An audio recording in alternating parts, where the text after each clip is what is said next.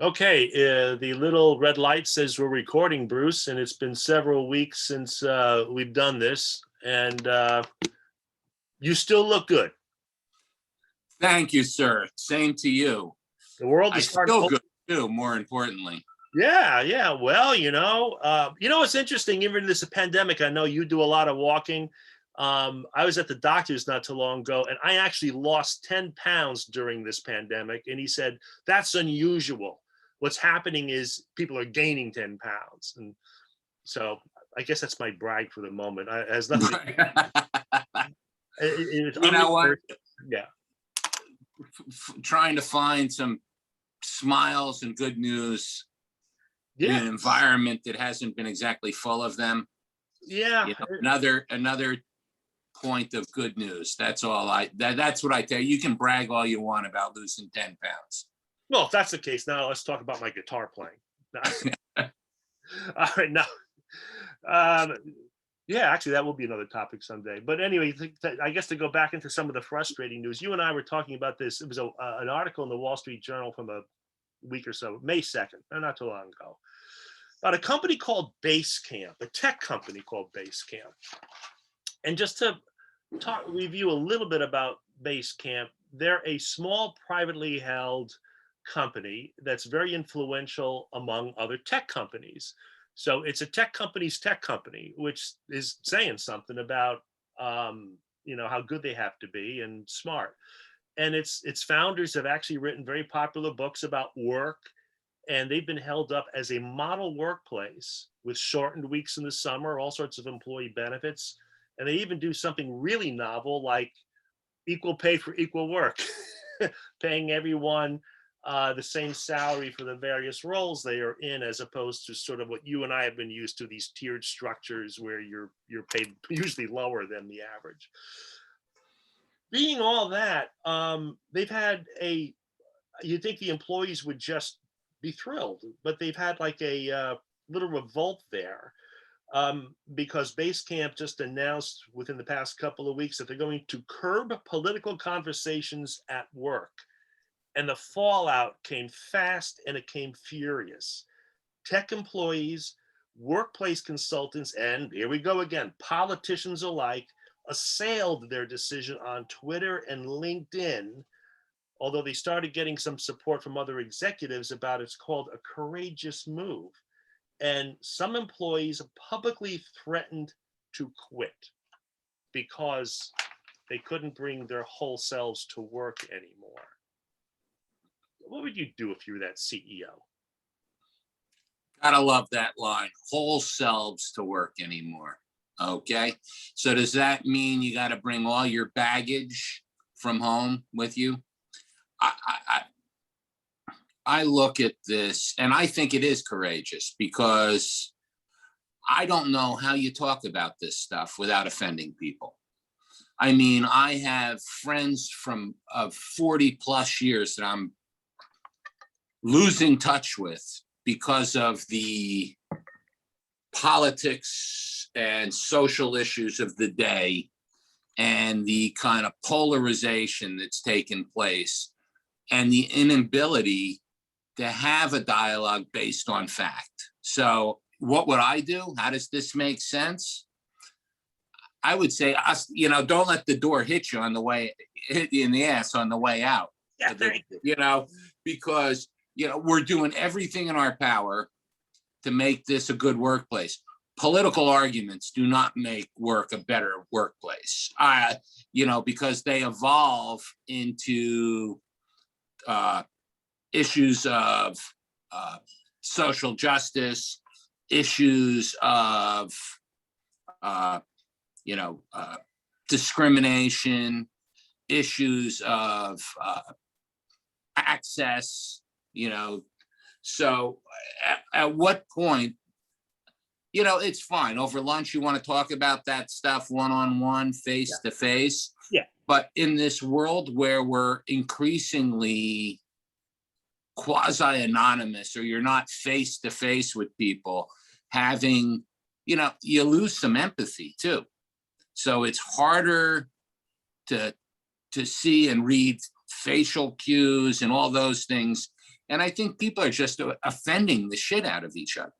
Well, yeah, and you stop listening, because I think one of the CEOs and one of the executives in this company made a comment later. He goes, "Listen, when we were all together at work, you could sort of talk this stuff out, you could talk it through, and you'd listen to each other. Now it's everyone's operating on Zoom, as we are, and going back and forth, and all they're doing is then it starts getting nasty and vindictive and dangerous, and especially for a group that likes to reward themselves as being perhaps more virtuous or inclusive. They're being extremely exclusive. On a related note, I saw something that's looked really dangerous to me on LinkedIn not too long ago. I don't remember the name of the fellow, and it's a good thing because whatever, but he posted this publicly. A very senior tech person, maybe even one of the co-founders of a very successful digital business that deals with finding a parking space in cities. I forget the name of it, and that's probably even better that I forgot. But it was during all this voting rights stuff going on, which is you go into that quagmire, that labyrinth, and you get eaten up by the spiders in there. And he came out and publicly said, "Well, I am not going to be hiring any tech people who come from any state. Think about this: any state that has restrictive voting laws." And I'm thinking, so in other words, you're now utilizing your company's funds and money for your political beliefs, and I really would question, how do you have the ability to study every law in every state and every system that is out there to be making such judgments? It's just beyond the pale. Well, not to mention that at least 40% of those states disagree with those politicians. Well, right. So you're now just eliminating, basically a significant portion of the pool of talent. Right. In a time where finding talent appears to be increasingly difficult. Right. It is. And it's like a little bit like, a lot of it is coming out of the tech world, as I've noticed, because this company Basecamp, so you have it's when you think about the power of tech within organizations, forget about Facebook and tech companies, but companies that rely a lot on tech talent. It's almost like a feeling of their oats, of the power they have and the influence. And I remember even when we were at Cigna getting into debates with some of these guys and women who would basically overreach their authority. And I remember pointing out to them, I said, listen, because they used to always be battling with marketing. I go, let me give you an analogy. Let's say this is a television show. Marketing is responsible for what's going on in front of that camera. You guys are in charge of the camera. They're both important, and neither one has got to step over each other's bounds. Now you're starting to see, well, we're kind of in charge of this infrastructure. So they're kind of attacking this with like a sort of a herd mentality. It's weird. And, well, I don't understand how these companies founded on disruption. Yeah. And the idea that we're going to change and fix the world, be part of us, have the chance to change the world. Right. And by the way, when we go public, be amazingly rich at the same time. That's been a big selling point in tech for 20, 30 years, right? Change the world. Right. Now we're going in and you've got these tech CEOs saying, not only, we're going to change the world together, but you can't talk about politics. You can't talk about race. You can't. I mean, I understand the backlash because it's inconsistent with the culture and brand they've been trying to build for 20 years. Yeah. I look at Google and, they're from everything I've read, they're struggling with these issues. Oh, they're struggling. I mean, Google has had a big issue with the employee stuff before this particular company. It's permeating all over the place. So almost like the more you liberalize your own working environment, it comes back to haunt you. I mean, I remember even thinking that how many times we have our own challenges and problems at home. When I used to go into an office in a company, I used to be able to say, you know what, I don't have to deal with that right now. I can now deal with the problems at work. as opposed to bringing these other baggage, as you said earlier, that just tends to frankly get you off the mark because no one's talking about customers. One more quote from the same thing here for a moment. Another fellow who had a problem with what Basecamp wanted to do by cutting down political talk. In an open letter, one employee who had recently been part of a recent diversity and inclusion effort at the company called the move oppressive and silencing. And I'm thinking, I don't know what's oppressive about that. That when you talk about inclusion, I don't hear anything about including your customers in all this. Shouldn't at the end of the day, when they are there, whether it's 8 hours or whatever it is, shouldn't your focus 100% be on your customer as opposed to yourself? And even if it's not 100%, Ed, it should be damn close to it. That's what you're there for. Number one. Yeah. What, Explain to me why these CEOs are weighing in. I don't know why they're weighing in, and the money is not yours. Even my little company, or we work together on a number of things, Vital Links. I'm reminded by our accountants and the way you account for things, it's not my money, it's the company's money.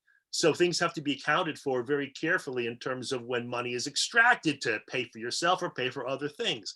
That's a minor drop in the bucket.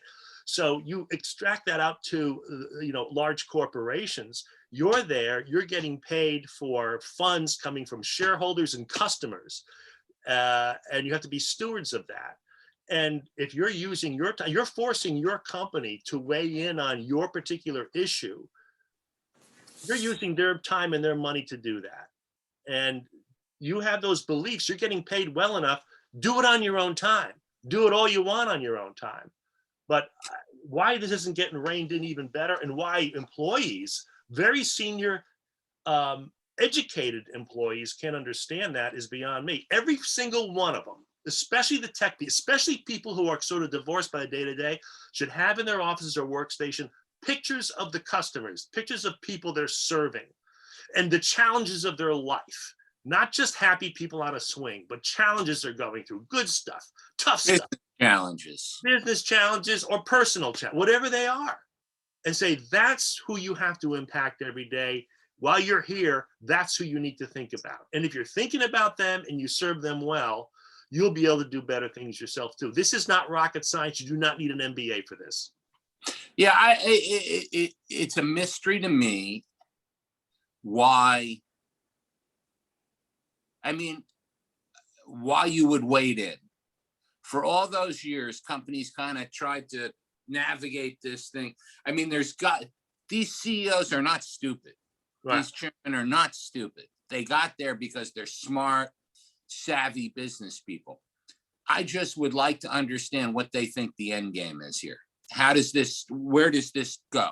Well, Bruce, that's the billion-dollar question of all these things that no one asks anybody. Can please illustrate for me, because I can't understand it. What is the end game? What does the end game look like? And if I understand that, I might even buy into it and say, okay, I get it now. But without that, this is a journey through some kind of dark woods that just seems to keep getting darker, not lighter. Yeah,